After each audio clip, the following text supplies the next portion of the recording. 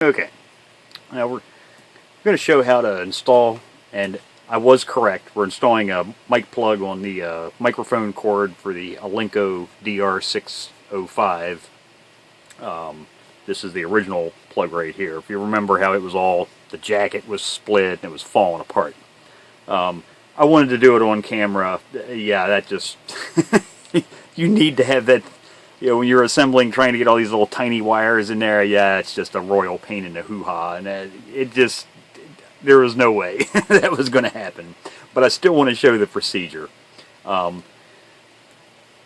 It's not hard. Now there's a few tools you're going to need for starters, connectors. Now, for years I used these standard, just ideal connectors, one piece. They're fine, but it can be tricky trying to get the wires up inside the bodies of these things.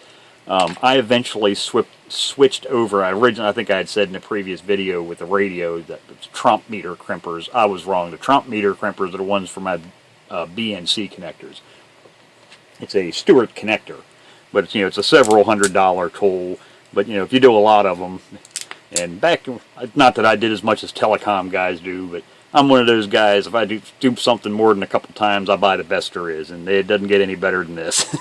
But, for years, I use these, just a regular Exolite, and you can get the cheaper models at a lot of the hardware stores. But the way they work is, once you get all your wires, up inside your plug like they're supposed to be, with this style connector, you just, let's see here, get it in the right direction, you just stick it in and crimp it. And what that does when you crimp, because if you see on this side, see all those little fingers in there, what they're doing is, because these are what they call insulation displacement connectors.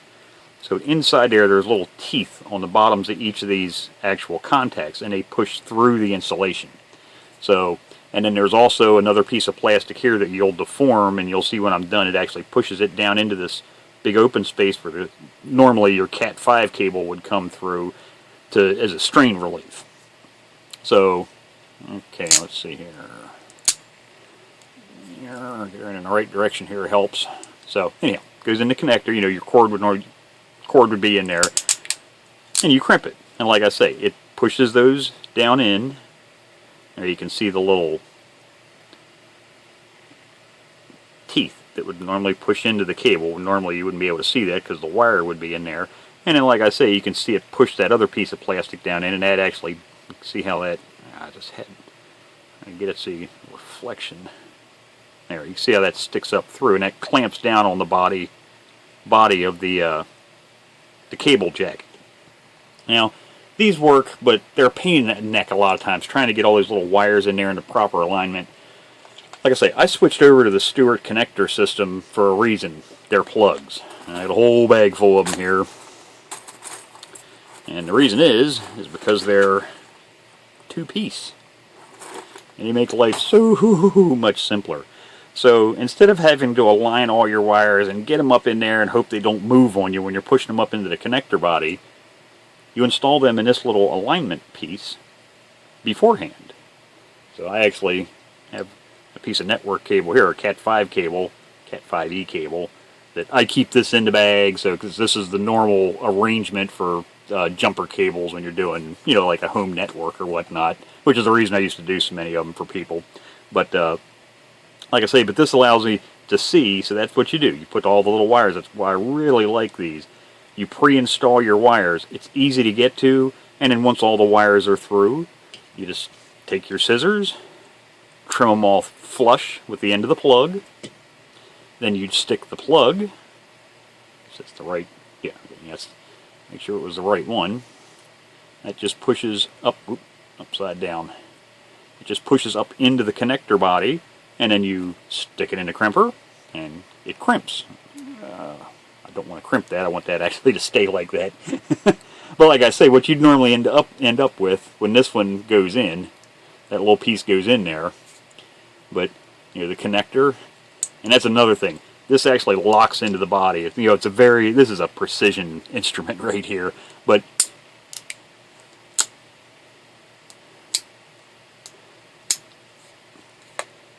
you can see how that little alignment piece goes in like I say, it just makes it so much easier to get the wires up in there. But another reason I wanted to use this connector was the opening's a little bit bigger than on the cheaper style.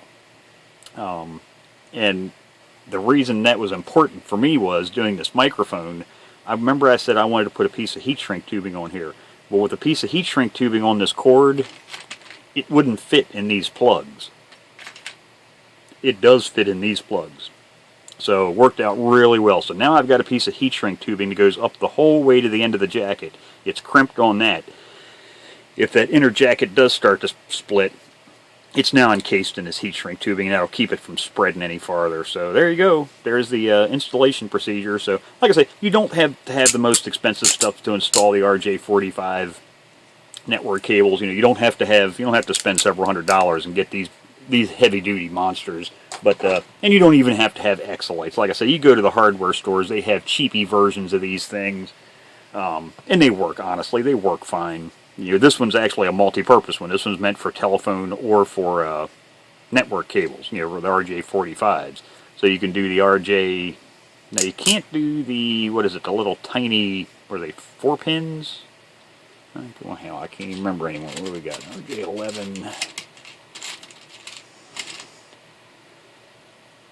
There's 6. Yeah, 6. Oh no, there's. Yeah, okay, it's 6 holes, but 4 contacts. So that would be for a 2-line telephone. Yeah, so it's got 6 positions, but there's actually only 4 contacts in it. But they do make a smaller one, and actually that's these. These are the ones that go on the end of the telephone handsets. They're even smaller in width. You can see. And these crimpers here will not do them. So those crimpers are actually these little guys. So, like I say, and these are cheapies, and they work just fine too. But like I say, they've got the positions for the 6 and the 4 pins here. But whatever works for you, that's the main thing. So there you go, just some tips on installing it. Like I say, if you ever do one of these mic cords, if you can find, because I'm not sure if anybody else's plugs other than these Stewart connectors have the large opening like this does. But like I say, in my opinion, that makes for a really good installation, because it allows, that extra room allows you to get an extra piece of tubing on the end of that plug. So hopefully that never happens again, that frayed out cord like it was. So there you go.